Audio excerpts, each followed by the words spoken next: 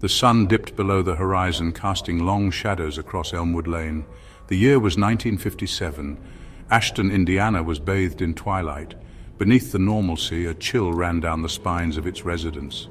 Ashton held a secret, whispered in hushed tones, a secret called the sewing lady, a strange feeling, a prickling at the back of the neck, as if someone or something was watching, then the faint whirring of a sewing machine, a sound that seemed to seep from the shadows. The sewing lady was near. Some said she was a wisp of a woman draped in black fabric. Others swore she was skeletal, her bony fingers working a needle.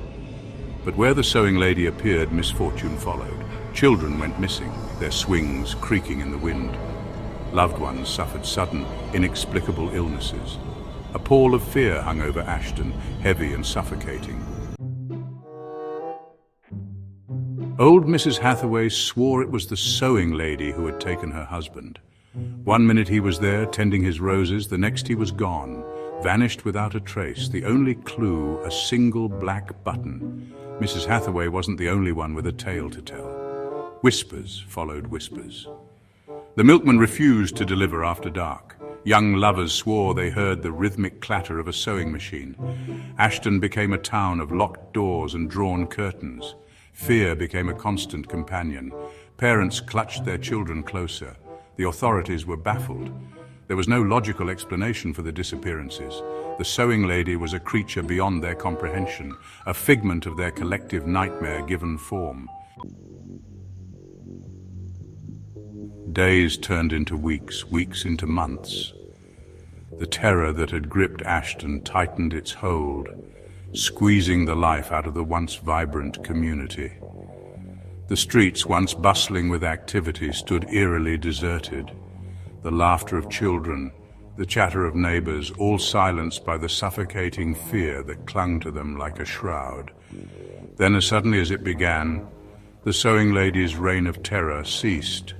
The disappearances stopped, the accidents dwindled. The whirring of the sewing machine faded into the night, replaced by an unsettling silence. Ashton breathed a collective sigh of relief. Life, tentatively at first, began to return to normal. The streets saw the hesitant steps of children playing, their laughter tinged with a newfound awareness of the fragility of life. The shops reopened, their proprietors greeting customers with weary smiles, but the scars remained.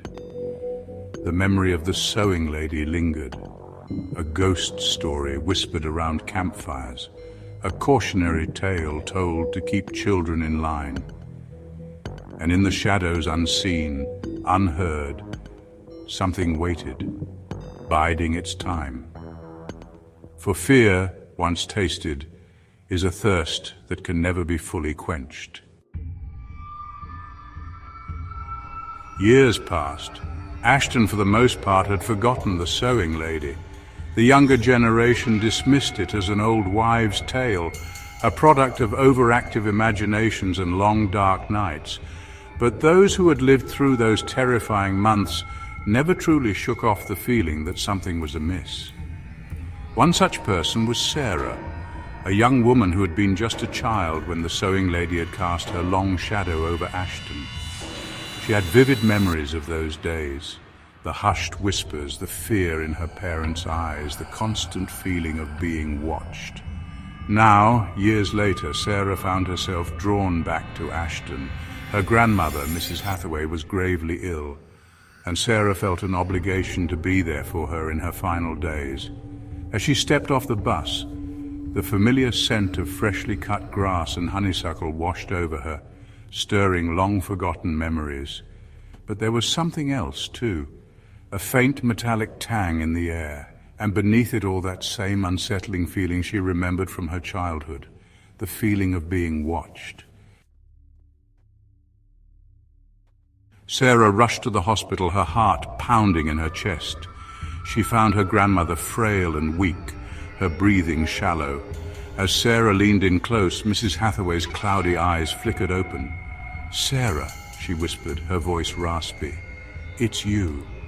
"Yes, grandmother," Sarah said, gently taking her hand. "It's me.